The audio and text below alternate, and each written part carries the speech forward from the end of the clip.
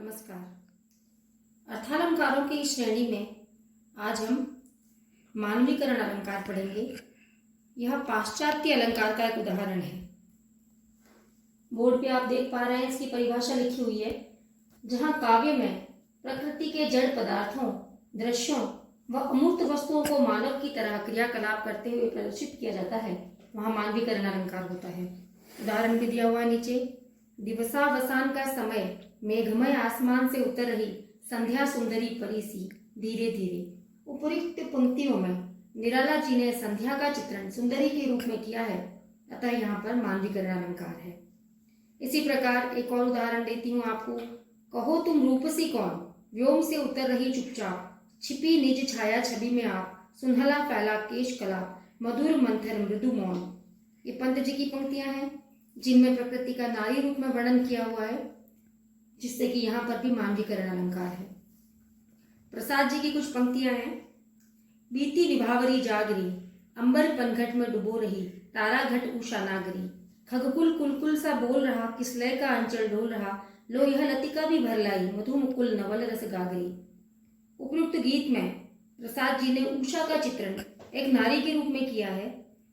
मानवीकरण के लिए जिस प्रकार की योजना अपेक्षित है, वे सारे अंग इस उदाहरण में विद्यमान है। जिस प्रकार खगकुल का कुलकुल ध्वनि करते हुए बोलना, किसलय के रूप में उषा नागरी के अंचल का डोलना और लतिका बाला द्वारा मधुमुकुल के रूप में नवल रस की गागरी भरकर ले आना जैसे प्रयोग भी इसी मानवीकरण के अंग हैं।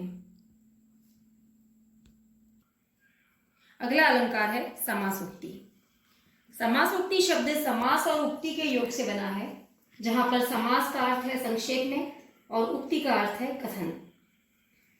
अलंकार के रूप में समासोक्ति की परिभाषा इस प्रकार दी जा सकती है कि काव्य में जहां प्रस्तुत अर्थात उपमेय के वर्णन से अप्रस्तुत अर्थात उपमान की प्रतीति हो। परिभाषा को आपने देखा, इसका अर्थ आप ये समझ सकते हैं कि इस अलंकार में उपमेय है और उपमान भी है, किंतु उपमेय के वर्णन से यहाँ पे उपमान की प्रतीति हो रही है, अर्थात वर्णन तो उपमेय का किया जा रहा है लेकिन प्रतीति उपमान की हो रही है। उदाहरण से स्पष्ट हो जाएगा। देखिए उदाहरण है। चंपलता सुकुमार तव, धनतु भाग्य विशाल, तेरे ढिंग सोहत सुखद, सुंदर श्याम तमाल। इस दोहे में तमाल वृक्ष से लिपटी हुई चंपक लता का वर्णन प्रस्तुत रूप में किया गया है, किंतु अप्रस्तुत के रूप में यहाँ राधा और श्याम के मिलन की प्रतीति होती है, अतः यहाँ पर समासोक्ति अलंकार है। इसी प्रकार एक और उदाहरण है। उस बिंदु की मालाओं का भूषण भार संभाले, उतर रही मुग्धा उषा, रवि के कर में कर डाले। उपयुक्त पंक्तियों में मुग्धा विशेषण है और भूषण भार संभालना और कर में कर डालकर चलना कार्य है, जो उषा में स्त्रीलिंग और रवि में पुल्लिंग का साम्य दिखाते हुए नायक नायिका में अप्रस्तुत की प्रतीति कराते हैं। इस प्रकार यहाँ पर भी समासोक्ति अलंकार है। प्रस्तुत से अप्रस्तुत की प्रतीति कराने के तीन रूप हो सकते हैं। दो उदाहरण मैंने आपको अभी दिए थे।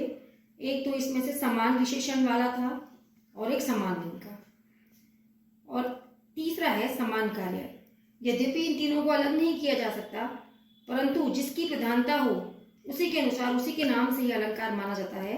अतः समासोक्ति अलंकार के तीन भेद माने जाते हैं। पहला भेद है विशेषण साम्य समासोक्ति, अर्थात जहाँ पर ऐसे विशेषणों का प्रयोग किया जाए जो प्रस्तुत के साथ साथ अप्रस्तुत पर भी लागू होते हैं। जैसे ये उदाहरण है चंपलता सुकुमार तव, जहाँ पर चंपक लता प्रस्तुत है और इसके वर्णन से राधा और कृष्ण के मिलन की प्रतीति होती है, जो यहाँ पर अप्रस्तुत है। दूसरा है कार्य साम्य समासोक्ति, जहाँ पर प्रस्तुत और अप्रस्तुत के कार्य समान होते हैं, वहाँ कार्य साम्य समासोक्ति होती है। जैसे दिनकर कुल में दिव्य जन्म पा, बढ़कर नित तरुवर के संग, मुरझे पत्तों की साड़ी में ढककर अपने कोमल अंग, सदुपदेश सुमनों के तरु के, भूत हृदय का सुरभित हार, पर सेवारत रहती हो तुम, हरती नित पथ शांति अपार। इस पंक्ति में, इन पंक्तियों में छाया का वर्णन प्रस्तुत रूप में किया गया है, लेकिन कार्य साम्य द्वारा यह किसी सती नारी के क्रियाकलापों को भी व्यक्त करते हैं। अतः यहाँ पर कार्य साम्य समासोक्ति मानी जाती है। तीसरी है लिंग साम्य समासोक्ति, जहाँ पर लिंग साम्य के कारण प्रस्तुत के वर्णन से अप्रस्तुत की प्रतीति कराई जाती है, वहाँ लिंग साम्य समासोक्ति होती है। इसका उदाहरण है, जब तुहिन बाहर से चलता था धीरे धीरे मारुत कुमार, तब कुसुम कुमारी देख देख उस पर हो जाती थी निसार। यहाँ पर प्रस्तुत रूप में मारुत के कुमार और कुसुम की कुमारी के परस्पर मुग्ध होकर एक दूसरे के प्रति समर्पण का वर्णन किया है, किंतु इस प्रस्तुत वर्णन द्वारा मंचले युवक युवतियों के एक दूसरे पर निसार होने की प्रकृति की भी अप्रस्तुत प्रतीति की जा सकती है, जो कि लिंग साम्य के कारण है। अतः यहाँ पर लिंग साम्य समासोक्ति है। धन्यवाद। अगले वीडियो में हम होंगे एक और अर्थालंकार के साथ। Good night.